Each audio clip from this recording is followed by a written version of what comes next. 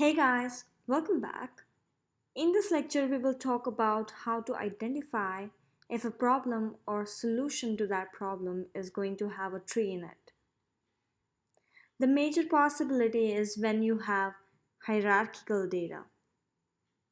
Tree is also used as an efficient data structure when your algorithm is more focused on insertion and searching.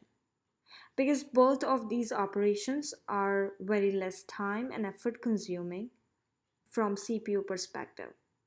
If the tree we have satisfies the binary search tree property, then instead of possibly having to go through every node in the data structure, a search will travel a shorter path in the tree than other data structures like linked list.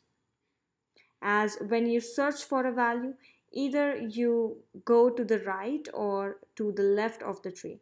That is, each time you eliminate half of the nodes.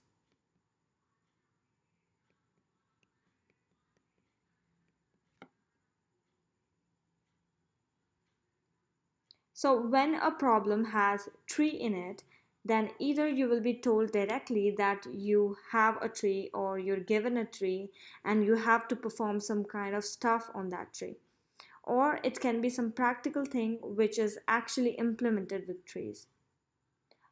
For which using the tree is the most suitable option, and this you can easily know as these scenarios most of the time will revolve around fast insertion and searching of data, or they can be about some kind of hierarchy.